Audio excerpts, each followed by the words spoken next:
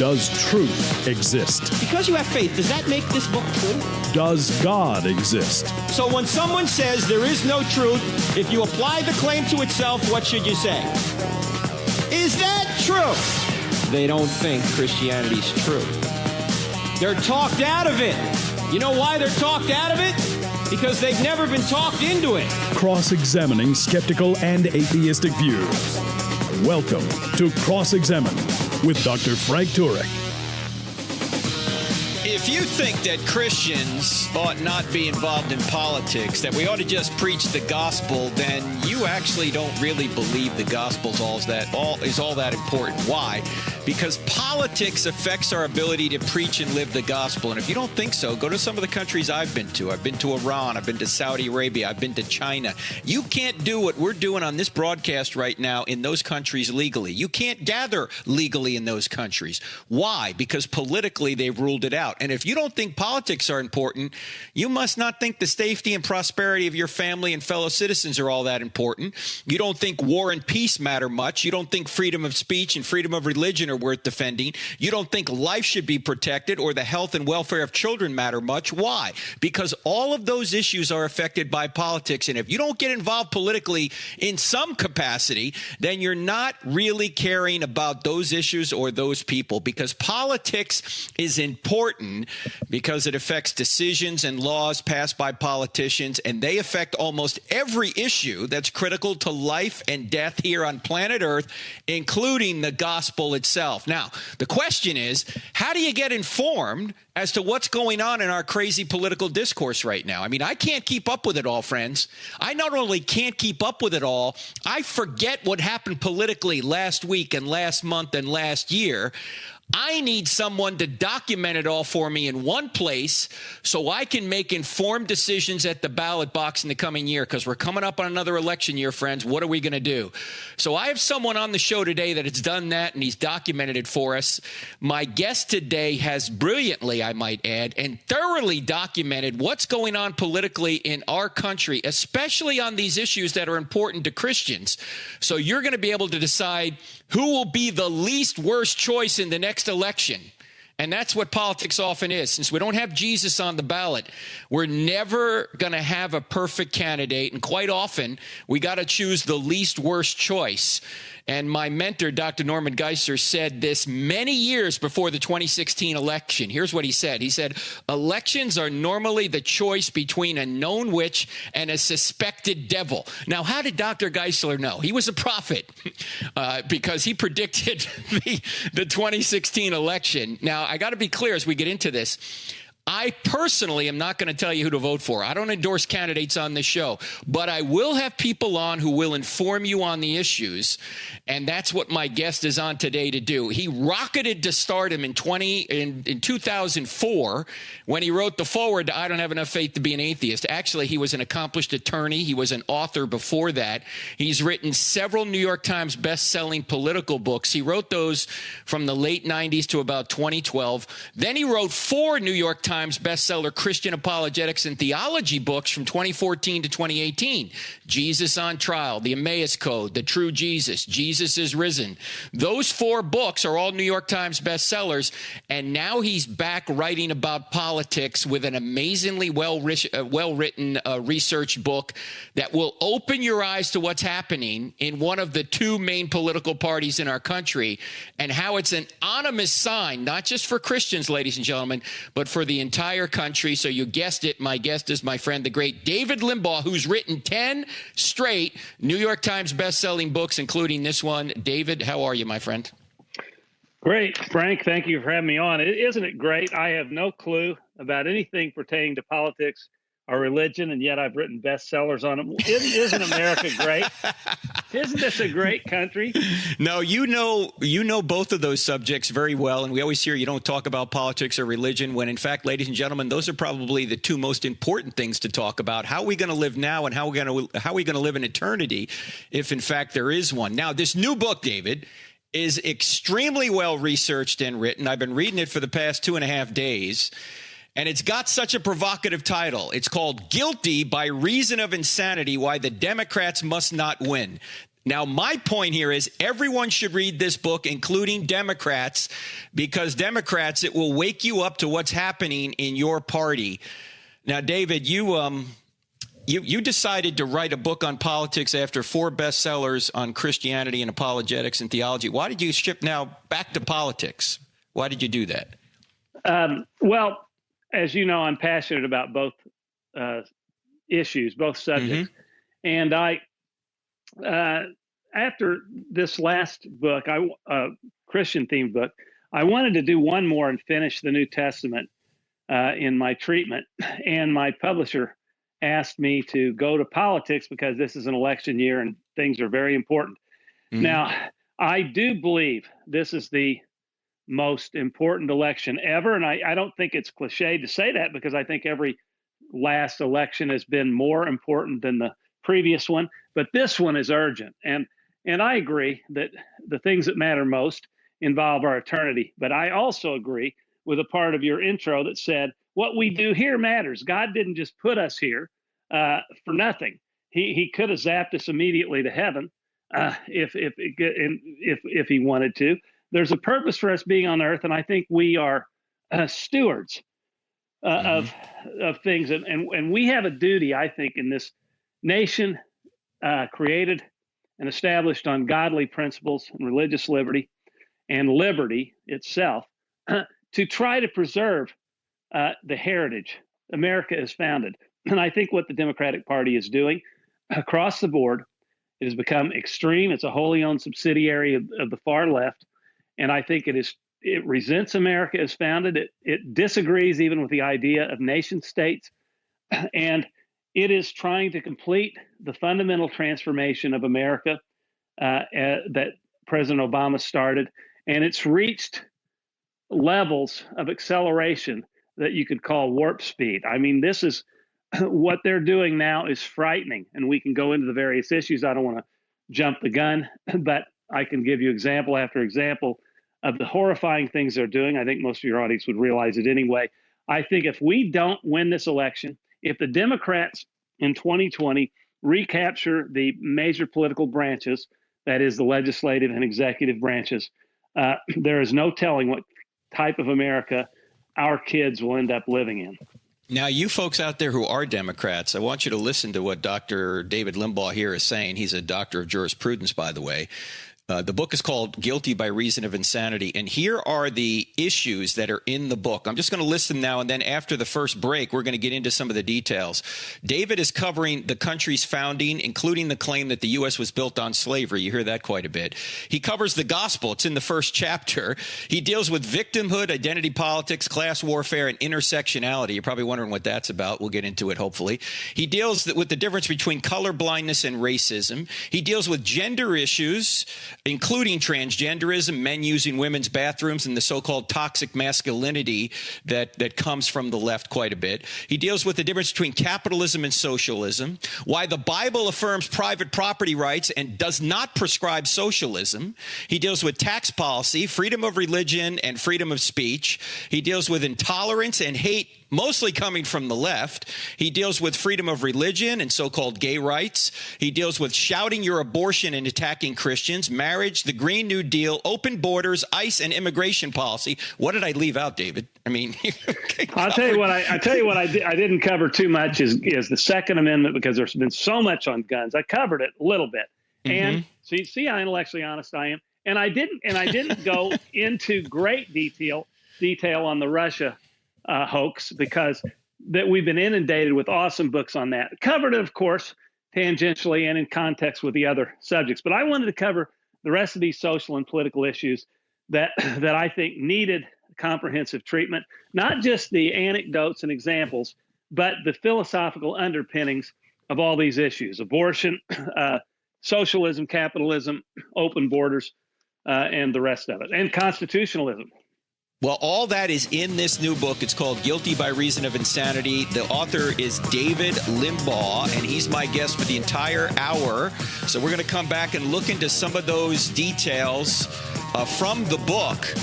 right after the break. You're listening to I Don't Have Enough Faith to Be an Atheist with Frank Turek on the American Family Radio Network. Our website, crossexamined.org. We're back in 2 minutes, so don't touch that dial and go anywhere. See you. Ladies and gentlemen, can you help me with something? Can you help me get this podcast before more people?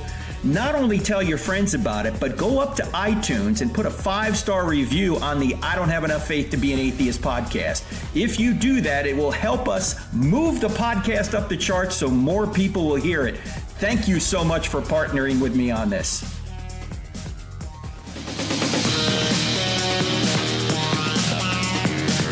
Welcome back to I Don't Have Enough Faith to Be an Atheist with Frank Turek on the American Family Radio Network. If you're low on the FM dial looking for National Public Radio, go no further. We're actually going to tell you the truth here. I guarantee you're not going to hear this on NPR. My guest today is David Limbaugh. His new book, Guilty by Reason of Insanity. It is the best book I've read in recent times that gives you a layout of what's going on politically, particularly when it comes to some of the things that the Democrat Party right now is supporting, which if you told me 5-10 years ago they'd be supporting this, I'd go, you're nuts. But apparently they've gone nuts, in my view anyway, and in David's view as well. Why are they supporting some of these things? I mean, they're supporting infanticide even after birth. They're supporting open borders. They're supporting all sorts of different things that we would say this does not appear to be a sane policy for any country, much less the United States of America. And David Limbaugh has documented it all. Now, David, I want to start right in the beginning, because you point out throughout this book that the left uses oppression to supposedly get rid of oppression. Now, can you give us some examples of what you mean by that? It's everywhere, but I think that's true. They're using oppression to get rid of what they mean by oppression. Yeah, well, I think this is a common thread that the left, for example, they say we're intolerant. And I had in my 2003 or 2004 book on persecution, how the liberals had declared war on Christianity. One professor, one school administration suspended a Christian professor because she had allowed her students, recommended but not required, her students to read an article on homosexuality. And the article, I think, was out of Focus on the Family or something conservative and Christian. And one student complained, and the administrator ultimately said, in suspending her, we can't tolerate the intolerable. And that's what they're doing now. They're suppressing speech on campus. In the name of freedom, they're suppressing our free speech. And we also see it throughout the intersectionality thing with the identity politics thing area. They are oppressing people in the name of protecting their rights. And it's really unbelievable. You know, you mentioned something a minute ago, that why this is happening, why the liberals are now coming out of the woodwork and coming out of the closet. I think the perfect example of that is the same-sex marriage. President Obama pretended to be ambivalent about same-sex marriage for his entire term until he decided to be honest. We know from the record that before he was president, he had already said he was for same-sex marriage. But during his term, I hope I'm not offending anybody, people always talk about Trump being a liar. Obama lied, and he said he was ambivalent. And so then when he figured the political time was right, he opportunistically said he's for same-sex marriage. And do you see what happened overnight? People who had heretofore been opposed to it, even in liberal states where they had referenda on it, and people overwhelmingly rejected same-sex marriage. But then all of a sudden, they're scared to death to go against Obama. That might be racism. It might be sexism, genderism. And so they automatically now, everybody in the country is all of a sudden for same-sex marriage. And I think that was a seminal, pivotal event in terms of how the leftism can overnight, there can be a juggernaut that leads to things. And I think the left has become emboldened with that type of thing. They have, on their abortion, they're actually losing in the court of public opinion on abortion. And yet they're so proud that they're now shouting their abortions and glorifying it and and advocating it up to the point of birth and beyond, as you said, and declaring their moral right to get an abortion, shout your abortion, and lighting up towers. So I think that when I say insanity in the title, that's actually a euphemism for evil. Now, I don't mean that they are evil. The people doing this are evil. I think their ideas are evil. I think this is a matter of spiritual warfare, because how can you, as a sane, stable, morally grounded human being, say that it is okay to kill babies in the womb to the point of birth and beyond, and say that it is actually a moral good, which is some of them do, and be proud of it, and that not be a level of evil that we can't even contemplate? It's a level of evil that the Canaanites had achieved when God ordered the Israelites to exterminate them in their entirety, because they were that corrupt through and through with their child sacrifice, etc. The only one that anticipated this was the Apostle Paul, who in the end of Romans 1 said that if you suppress the truth long enough and not give thanks to God and continue to go down a path into depravity, you're not only gonna have a depraved mind, but you're going to cheer other people on who are doing the same evil you're doing. And that's what we see in society today. People are cheering things on. When Governor Cuomo up there in New York actually passed that bill where they could kill children all the way up to the moment of birth, and they lit the Freedom Tower up, or the Empire State Building, whatever it was, in all sorts of different colors to celebrate it, I'm going, whatever happened to safe, legal, and rare that the Democratic Party used to be for with regard to abortion? Now they're promoting this and celebrating it. David, what's going on? And I'm glad you mentioned that, because since I have put the book to bed, since I've written it, since it's been out for publication, I'm always reading, go through the daily Bible reading and try to read it at least one time in a year, maybe the New Testament twice. And I don't always do it, but I've been doing pretty good this year. And I just came across, because I'm getting toward the end, just came across in Romans that very thing. And I want to point out something.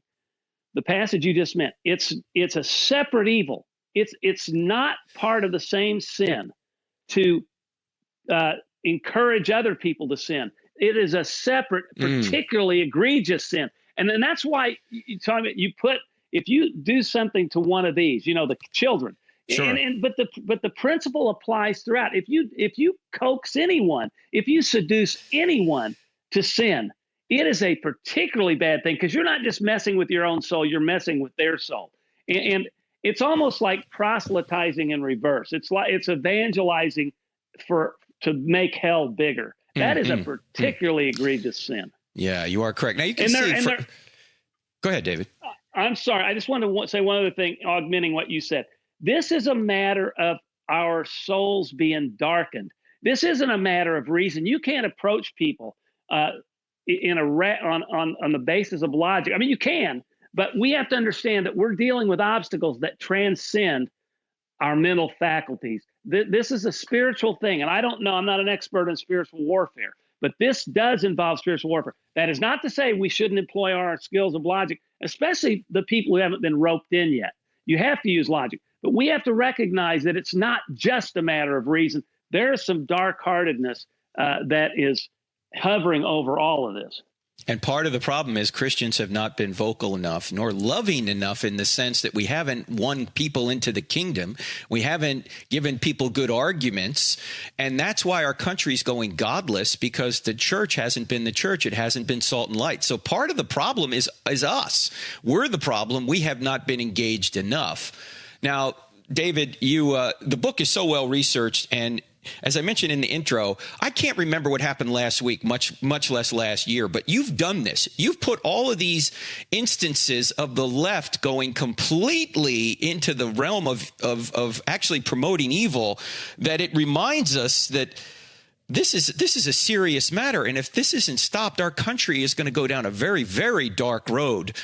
You point out, you have an entire chapter here on racism, and you point out that the left has abandoned Dr. Martin Luther King's call for a colorblind society. Why have they done that? How have they done that? Okay, here's the deal. Martin Luther King said that we should judge people on the content of their character, not the color of their skin. Now, the modern left takes the position that you must be color conscious, not color blind. And that, by the way, that transcends just race. That's in gender, that's in class. You must look at people's external qualities, not a person's heart, not their conduct. Racism is systemic. That's what critical race theory, another cockeyed theory of the left. Racism is systemic, so you can't, as an individual white person, not be a racist because it's bigger than you are. It has nothing to do with your conduct. It has to do with your station in life. That is so destructive and warped, the thought of that, because we're all individuals made in God's image. And all of us are equal, no matter what our race, no matter what our sex, no matter what our disabilities. We're entitled to equal dignity and equal freedom, equal rights. But so the left now, in my view, has no substantive policy agenda that works. They're bitter because they had civil rights before and they could claim to be the champions of the downtrodden, and they could advocate these social programs and welfare programs that would make voters dependent on them. But when things have improved to the point where we can elect a black person as president of the United States, it's obvious that objectively racism has decreased in the United States. Of course, it increased during Obama and now has decreased again during Trump. You'd never know that in the news, but that's what the facts show. But they are bitter. They have nowhere to go substantively. They cannot win promoting the crazy ideas they promote. So what they do is use identity politics to demonize conservatives and Republicans and whites and men and whatever. And so they say socialism. See, they don't even have to prove that socialism is a superior system morally or intellectually. They just demonize capitalism and capitalists as evil, as greedy, as uncompassionate. And I've been hearing about the lack of compassion among Republicans since I was in college. That's always their seductive approach. They always want to be judged by their professed good intentions as opposed to their results. And we always say capitalism is by far superior, both in theory and in practice. It produces prosperity. It expands the economic pie. The invisible hand of the market allows incentives, allows a buyer and seller to enter into a transaction where both are benefited, and central planners can't possibly possess that kind of knowledge of what would benefit individual buyers and sellers and extrapolate that throughout the economy. They discount the profit motive, saying it's evil. They don't understand that the profit motive and incentive, people respond to that and therefore produce goods more cheaply. And greed has nothing to do with it. People don't buy and sell according to greed. You can't just arbitrarily set a price as a seller and get whatever you want for it unless you have a monopoly. You're only going to get that price if the buyer is willing to pay for it because he believes it's a beneficial transaction. Greed is irrelevant. Price is the issue and how much he wants it. In fact, we're going to have a lot more on that because the 2 chapters on socialism in David's new book, again, the book is called Guilty by Reason of Insanity by David Limbaugh. He's my guest today. These 2 chapters on socialism, everybody needs to read. Republican, Democrat, Independent, doesn't matter. You need to read them because it's truth. And you'll realize that while capitalism isn't perfect, it's the best system among live options. We're back in 2 minutes. Don't go away. If you find value in the content of this podcast, don't forget to follow us on Instagram, Facebook, and Twitter. Join our online community to have great conversations, grow in your knowledge of God, and become a better defender of the Christian faith. Also, don't forget to subscribe to our YouTube channel where we have hundreds of videos and over 100,000 subscribers that are part of our online family. Find us by searching for Frank Turek or Cross-Examine in the search bar. You can find many more resources like articles, online courses, free downloadable materials, event calendars, and more at crossexamined.org. Before I get back to my guest, David Limbaugh, I want to thank the folks up there at University of Maine. Just got back there a couple of days ago. Had a great session at the University of Maine. The Ratio Christi unit up there, Travis, Aaron, all the folks up there did a great job. And if you ever want to have I don't have enough faith to be an atheist on a college campus, just contact us at crossexamined.org. We're happy to come to any college and present the evidence there. I don't have enough faith to be an atheist. And you can see them streaming live on our website and also on our Facebook and YouTube channels. In fact, those entire presentations, including the Q&A, are up there. So check them out there. All right, back to my friend David Limbaugh, Guilty by Reason of Insanity, his new book. Just before the break, we were talking about racism and also capitalism. David, I heard Ben Shapiro not long ago talk about, he was at Stanford, I think, talking about, he was actually criticizing the alt-right, the white supremacists. And he was talking about intersectionality and how there's this hierarchy that the left has created from the people who are, according to them, the most privileged, the white Christian men, and the least privileged are the LGBTQ people, and they want to invert that hierarchy.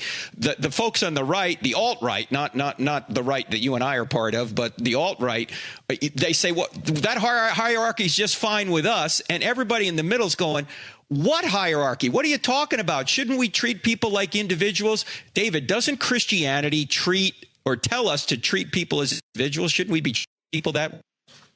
Yes, and it's distressing. Intersectionality, as you mentioned, is the ideology from the left that says people can have multiple oppressions: race, gender, sexual orientation, class, and when you have multiple oppressions, they intersect. So you can't just look at a woman versus a man and see how women have been oppressed in history, or how blacks have been oppressed by whites, because a white woman, for example, is the closest, according to this ideology, to white men in terms of there being the lesser gap in oppression, because they're also white. What you really have to look at, for example, is a black woman. She's got it both ways, and she has multiple oppressions. Therefore, she's entitled to extra protection legally and socially. Now, and let's not even go to the black transvestite woman. Oh my gosh, they're entitled even more. The transvestite black woman who is disabled and old. My gosh, if you had reparations for that group, you wouldn't even, a billionaire couldn't satisfy it. I'm being a little facetious to point out how ridiculous discussing these categories is. God didn't make us as groups and not as robots. We're individuals made in his image, as I said. And if you get people thinking about groups, then you necessarily alienate them and polarize them. And to close the circle from the previous question before we went to break, that's what the Democrats do now. The left, they get blacks, they get Hispanics, they get women, they get homosexuals, transgenders, to think of themselves as groups, and they then polarize them from conservatives who say they hate you, they want to discriminate against you, and so they then say that they're entitled to special privileges in order to set the record straight. And so we got people against each other, pitted against each other, men against women, gay against straight, and we can't have any harmony in society. And this is what's so ironic about the left. It claims it's for tolerance and harmony. They're for anything but. This is destructive, Frank. This policy of getting this idea of getting us all at each other's throats. It cannot possibly be healthy in God's eyes. In fact, you have, and again, the book is called Guilty by Reason of Insanity. On page 239, I'm looking at right now, David. I've been through almost this entire book. I've got so many places starred. I wish I could spend hours on the phone on the phone here with you, or on the radio program going through this, but people are just going to have to get the book. But you point out on page 239, echoing our friend Dr. Michael Brown, that Alcoholics Anonymous does not hate alcoholics. It loves them. And my question for you is, how does this show that Christians who try and help people out of homosexuality or other sexual practices are trying to love people, not hate them? You know, that's really something that bothers me. What they do now, and this is how they suppress speech. It's very clever. It's almost demonic, where they say that a Christian who takes a position based on Scripture is guilty of hate speech. If the Bible says that same-sex marriage, that heterosexual marriage is God's ordained order for the universe. Marriage is between man and woman. Jesus affirmed it. If you say that, if you mouth that in public, then you're guilty of hate speech. But you're not hating someone when you say that. You are suggesting that God loves everyone, and if you want to talk them into your ideas, how is that hateful when you're trying to convince them of something that would ultimately be in their best interest. You're not even depriving them of any rights. We're not even talking about that. You're not demonizing people. You're just trying to tell them what you believe is morally healthy for them. You also write on the bottom of this page, which is such a brilliant insight, you write, the contradiction in such thinking is worth repeating, the contradiction that says that you hate somebody because you disagree with their behavior. The LGBTQ community insists on gender fluidity almost as an article of faith, yet they forbid expression of the opinion that fluidity can operate from gay to straight. Yeah. And you say Dr. Brown also observes that Vimeo, which is full of videos of terrorists and pornographers, two groups not blacklisted by the high priest of political correctness. He's talking about the fact that Vimeo has stopped some of Dr. Brown's own videos because they were trying to show that there's a way out of homosexual practice. But they don't stop videos from pornographers and terrorists. Go ahead, David. The double standard is crazy here. Yeah, and not only that, but I want to hone in on something you just said. That, quoting my book there, that this is how the left ends up eating itself, because ultimately they have no moral anchor. They have no intellectual anchor. It's just anarchy of ideas, anarchy of morals. And so relativism. So when the homosexual movement has said, I was born that way, I was born gay. Now transgenders say, not only were you not born that way, they're offended if a parent has a gender reveal party, meaning they're pregnant, they realize from an ultrasound they're going to have a boy. They send out announcements, hey, let's celebrate our new baby boy. Some writers, the leftist writers, object to this, saying, how dare you presume to identify a biological male as a male when he hasn't even had a chance to decide whether he wants to be male or female. Gender is fluid. It's a social construct. It's a matter of what that individual chooses. And he can choose up to 70 genders. He can choose to be identified as a plural pronoun, they, and you are required at the risk of being subjected to criminal fine and imprisonment if you misgender these people. They created new terms. Cisgender, by the way, is one that is not abnormal when it comes to this. So Frank, here's the deal. It's beyond postmodern linguistic insanity. We are saying that sex is not determined, that gender is not determined on the basis of your biology, and it's based on how you identify arbitrarily. Now, let me ask you, if you are a boy and you say you're a girl and you even have a bunch of operations, is your DNA encoding going to change one bit? The answer is not at all. You're still a girl. You're still a girl. And yet these people are now foisting biological men into the workspaces, into the locker rooms, into the sporting events of biological women, where they're destroying the competition unfairly. But if you're like Martina Navratilova, and you dare object to that, and she's a lesbian, by the way, when she objected to that, they vilified her, they savaged her for just stating her opinion that it's unfair to let men who are biologically stronger and faster compete with women in these athletic events, and they're doing it and they're destroying them. So ultimately now the transgenders are swallowing up all the oxygen in the room for the feminists. By the way, let me give you another example. Deborah Messing comes out and champions her vagina, wearing these so-called you-know-what hats. And women are great because they have vaginas. And then she got savage because, no, people have vaginas who are not women. They're not all women have vaginas. In other words, a man, a biological male is a woman, but he doesn't have a vagina. So she goes, oh, yeah, I'm sorry. I'm really sorry. Oh, if she's sorry, are you serious? Notice all these forced apologies where people just grovel and act like, I got one other one. Another stream. Never mind. I won't do it. But I got a stream of consciousness going. They're all in the book. Guilty by reason of insanity. And David, this is true. This is insanity to say that a biological boy is not really a boy. I'm sorry if someone's offended by that. You're just offended by the truth. I can't help that.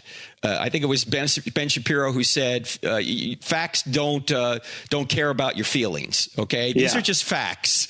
And there are so many facts in this new book, Guilty by Reason of Insanity, that everybody needs to get it. I don't care what your political perspective is. You need to know what some people in our political world are actually advocating. And unfortunately, it's mostly the Democrats who are advocating these things. In fact, on page 145, David, and I can't even believe that this is in your book, but it is because it's true.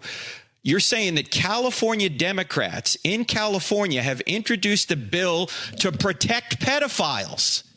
Yeah. I mean, I don't, who would ever even want to pass an initiative like that? Who would even think about it? Somebody is within 10 years of their age, and you can now legislatively protect them from being exposed. I just, as a pedophile, I just, it's like in the old days when Rush wrote his early books. AIDS was the first disease to have civil rights. You couldn't disclose that a person had AIDS or HIV, even though interaction with that person might kill them, because they wanted to protect the privacy. Now see, because that's where liberals are. They always carry things, and so we have to abort. We can't allow. We can't protect the baby, because to do that, even if the baby's almost and actually already born, you are somehow diminishing the woman's rights. I mean, they twist everything. The mother's health. They expand the idea of mother's health so much that it encompasses everything. It's the exception that swallows the rule. There is nothing rational about these people. It's all emotion. It's all spiritually devoid. And it is horrifying, because I don't even know how you approach people that are this far gone. Well, actually, you really don't need to. If the church would be the church and get involved, because the people that are putting forth this kind of insanity, literally protecting pedophiles who commit crimes within 10 years of their own age. So, for example, as I understand this, if somebody is 24 years old and they have sex with a 15-year-old, or let's say a 21 with an 11 or a 12-year-old, this bill in California is going to protect them from prosecution. Do you see what's going on here, friends?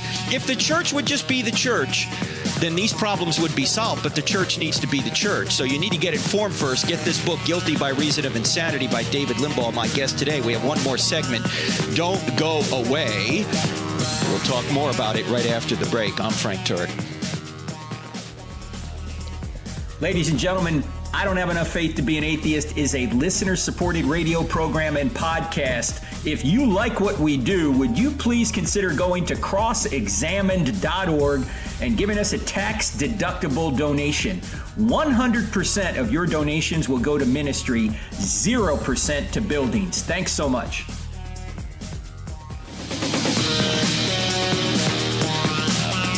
I'll be in McAlester, Oklahoma, ladies and gentlemen, this Sunday, First Baptist Church there, and then we're doing a community event that afternoon. I Don't Have Enough Faith to Be an Atheist, McAlester, Oklahoma. Check the website, crossexamined.org, for details. So I hope to see you if you're anywhere in Oklahoma. McAlester, Oklahoma.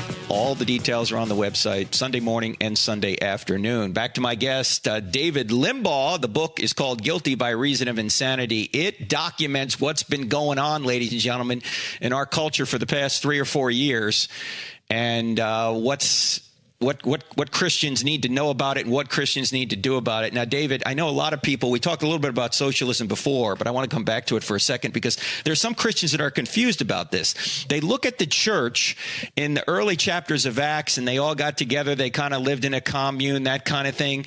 Why is that not prescriptive for Christians today? And interesting you use that term. In fact, I think I quote your mentor and my friend Norman Geisler, who said that this telling of this story in Acts about the early church and the selling the property and giving it to the poor was descriptive and not prescriptive. And it was mainly a story of how moved these people were in the spirit in the early church to voluntarily give up their property and sell their property and give the proceeds to the poor. But there's no biblical prescription to do that anywhere else. It doesn't occur elsewhere. in Scripture. But the critical thing is there's no government compulsion. It is, as I said, it's voluntary, and so it's not socialism at all. In fact, there's so many other places in Scripture which talk about if you don't work, you don't eat, and that type of thing. So it's never been prescribed for Christians. And when Ananias and Sapphira were punished for failing to deliver all the proceeds to the church and killed, it wasn't because they kept some of the proceeds, it's because they lied to the Holy Spirit. They had the prerogative to keep their property. It was their property. They could do with it what they wanted. It was only when they tried to deceive the Holy Spirit that they were punished. So this is a thing we have. This is a big, it's not just this Acts thing, but it goes to the root of this. What I said earlier, how liberals have always seductively alleged that socialism is compassionate and that Republicans and conservatives have no compassion, even though we advocate capitalism, which lifts people up, which lifted people up out of global poverty some 200 years ago. And the world saw a level of prosperity that it had never seen before. And it radiated throughout the globe, obviously with exceptions.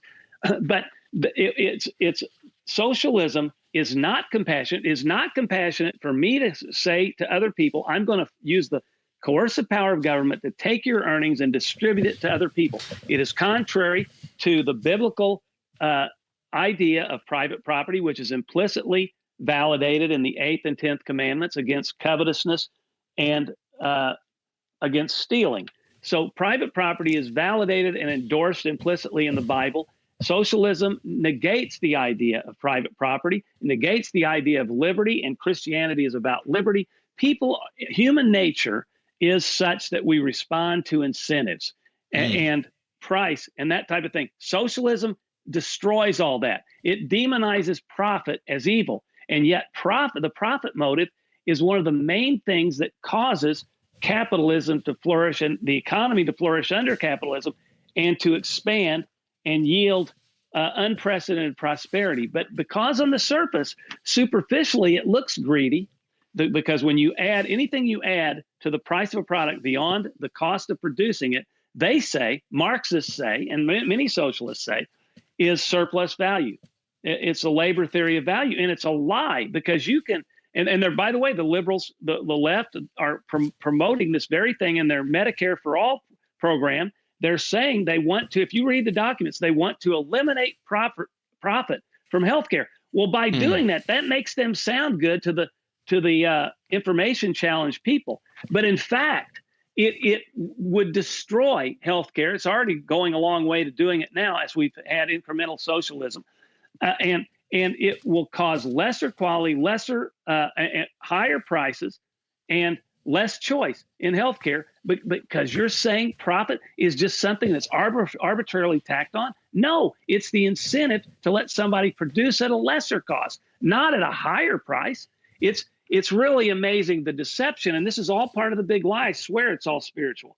Yeah, go ahead. Yeah, I was going to say, in fact, you say in one of the 2 chapters on socialism, and I'm looking on page 177 right now. We're talking to David Limbaugh. His brilliant book is Guilty by Reason of Insanity. It's a disturbing book, but it's true. You need to read it. You say this: socialists are more materialistic than capitalists. What do you mean by that?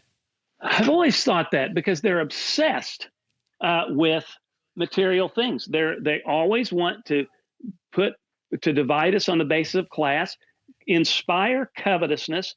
It doesn't. Do you realize, my pastor sometimes says that everybody in the United States, almost without exception, is rich compared to the people who lived in biblical times. So if you put it into context, we're all rich. Look, everybody, not everybody, and I don't mean to sound callous, because I happen to be very blessed, and I don't mean to be heartless about or arrogant, but I'm just trying to be objective here, that people have cell phones, they have TVs, they have cars, they have shelter. And compared to the historical times, they have abundance, but yet what the socialist wants us to do is look at what the other guy has instead of being happy with what you have.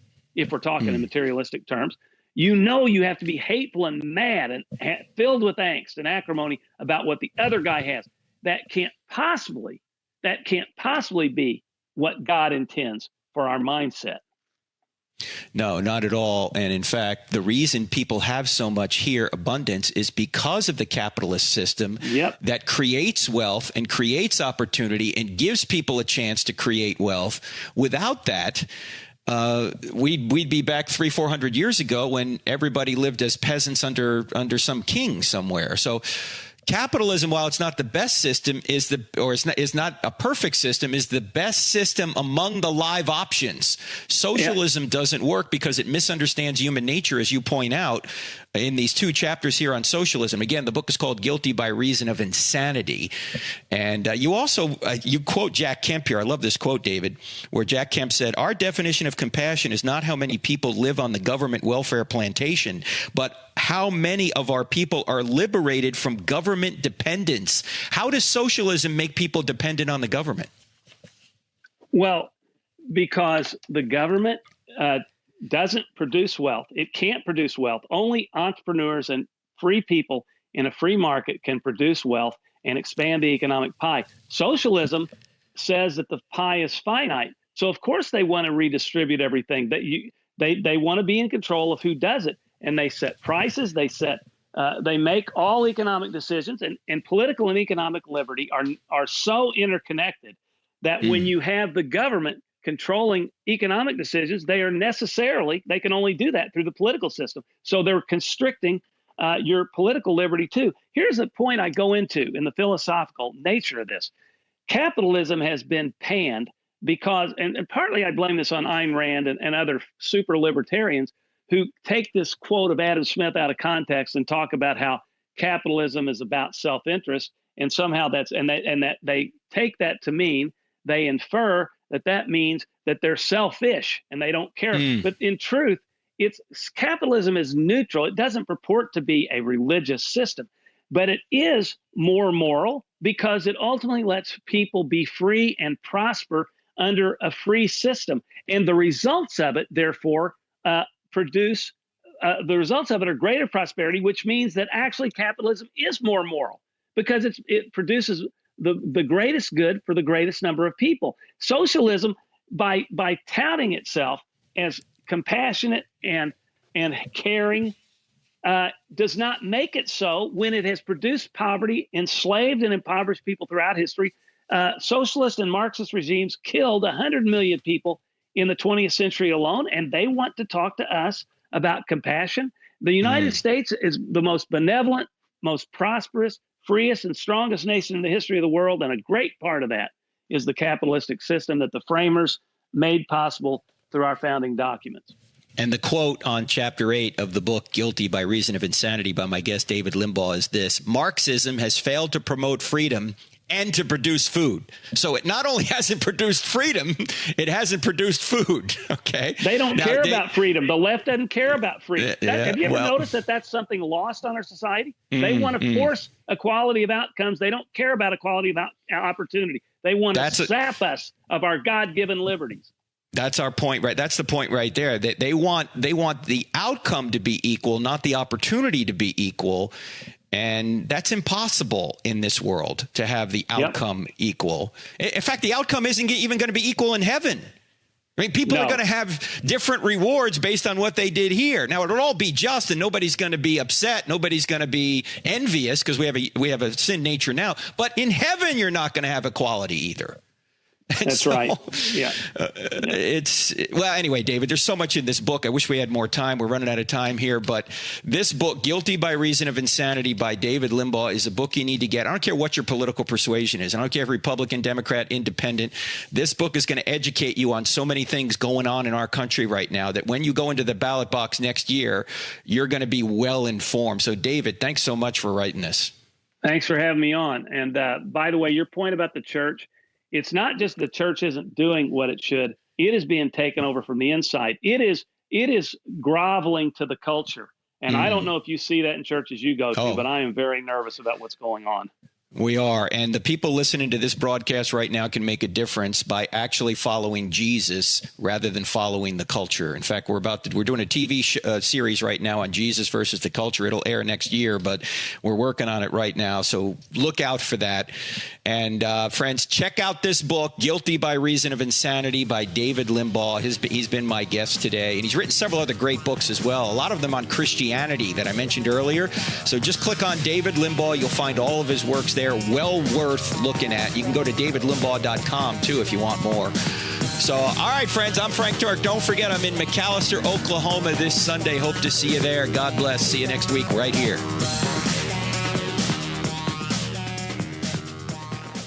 If you benefit from this podcast, help others find it. Just go to iTunes or any other podcast service you might be using to listen and leave us a 5-star rating on the I Don't Have Enough Faith to Be an Atheist podcast with Dr. Frank Turek. It will take you less than 5 seconds. You can also help a lot by leaving us a positive review for others to see. This podcast is available on iTunes, Spotify, Google Play, Stitcher, TuneIn, and many other audio content delivery apps. Thank you and God bless.